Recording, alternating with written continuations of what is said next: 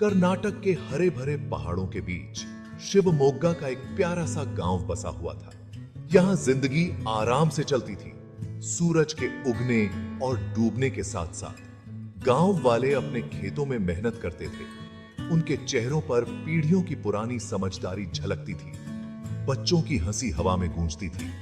उनकी मासूम खुशी उस शांति का प्रमाण थी जो उनकी दुनिया में फैली हुई थी। हल्की हवा में चमेली और चंदन की खुशबू घुलती थी, जिससे हवा में एक अलग ही सुकून था। अपनी रमणीय सुंदरता के साथ शिवमोग्गा ऐसा लगता था जैसे समय के थपेड़ों से अछूता था। गांव का दिल उसके चहल पहल भरे बाजार में धड़कता था। यहाँ विक्रेता अपना माल बेचते थे। उनकी आवाजें ध्वनियों की एक जीवंत टेपेस्ट्री की तरह थी। किसान अपनी उपज लाते थे। उनकी गाड़ियां जमीन की उर्वरता से लदी होती थीं। चमकीले रंगों की साड़ियों में सजी महिलाएं सबसे अच्छे दामों के लिए मोल भाव करती थीं। उनकी हंसी शोर शराबे में मिल जाती थी।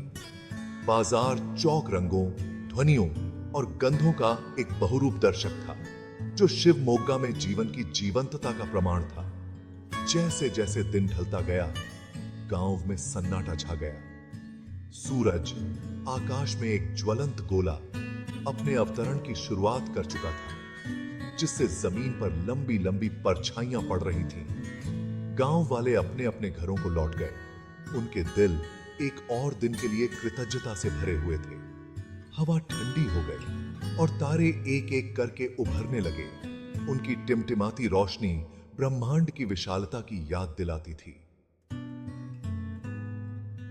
शिवमोग्गा पर रात छा गई थी, जो इसे एक शांतिपूर्ण आलिंगन में लपेट रही थी। लेकिन शांति की इस आभा के नीचे बेचैनी की भावना उमड़ने लगी थी। गांव वालों को पता नहीं था कि उनकी दुनिया पर एक अंधेरा छा रहा है, एक ऐसी मौजूदगी जो उनकी शांति को चकनाचूर कर देगी और उनके साहस की परीक्षा लेगी। कुछ गड़बड़ होने का पहला संकेत माहौल में एक सूक्ष्म बदलाव था। हवा, जो कभी चमेली की मीठी सुगंध से भरी होती थी, अब एक हल्की धातु जैसी गंध ले जाती थी। गांव में एक अजीब सी खामोशी छा गई, मानो प्रकृति खुद अपनी सांसें रोक रही हो। जानवर, जो आमतौर पर अपने परिवेश में इतने सहज रहते थे, बेचैन हो उठे। उनकी स्वाभाविक प्रवृत्ति प्राकृतिक व्यवस्था में गड़बड़ी को भांप रही थी। फिर आई फुसफुसाहट।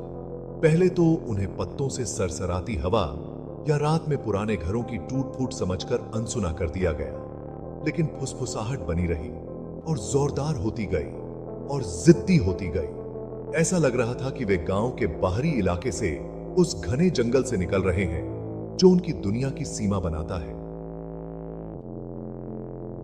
जिज्ञासा ने जल्द ही बेचैनी का रूप ले लिया। गांव वाले, जो अपने जीवन की पूर्वानुमानित लय के आदी थे, खुद को अपने कंधों पर नजरें दौड़ाते हुए पाते थे। उनके दिल उनकी छाती में तेजी से धड़क रहे थे। फुसफुसाहट उनका पीछा करती रही, उनके जागने के घंटों को आतंकित करती रही और उनके सपनों में रिसती रही। नींद, जो कभी एक शरण स्थली थी, अब बढ़ते हुए डर से कोई बच नहीं पा रही थी। ईशाका थी।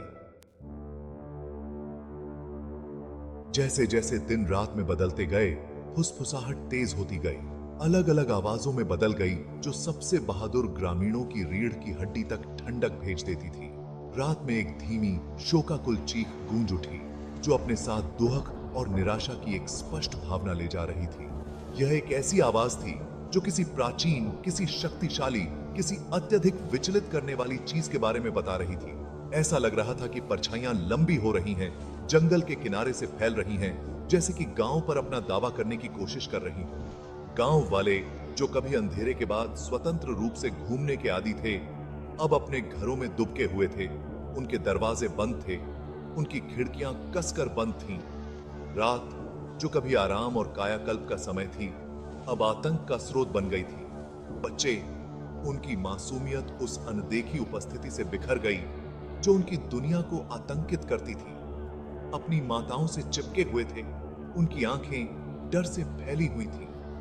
बुजुर्ग, उनके चेहरे चिंता से सराबोर, धीमी फुसफुसाहट में इकट्ठा हुए, उनकी आवाजें घबराहट और इस्तीफे के मिश्रण से सजी हुई थी। शिवमोग्गा में कुछ गड़बड़ थी, कुछ ऐसा जो व्याख्या की अवहेलना करता था, कुछ ऐसा जिससे उनके अस्तित्व का ताना बाना उजड़ने का खतरा था। डर एक जहरीले सांप की तरह ग्रामीणों के दिलों में अपना रास्ता बना चुका था। इसने उनके विचारों को जहरीला कर दिया, उनकी चिंताओं को हवा दी और उनके कभी शांतिपूर्ण जीवन पर एक काला साया डाल दिया। फुसफुसाहट, परछाइयां, विलाप, वे एक निरंतर अनुस्मारक थे कि कुछ गड़बड़ है, उनकी समझ से परे कुछ ऐसा जो उन सभी को निगलने की धमकी दे रहा था। कभी चहल पहल वाला बाजार सुनसान पड़ा था, विक्रेता अपनी अपनी दुकानें सजाने से भी डरते थे। बच्चों की हंसी जो कभी खुशी की सिम्फनी हुआ करती थी, अब एक भयावह सन्नाटे में बदल गई थी। यहां तक कि जानवरों को भी खतरा महसूस हो रहा था।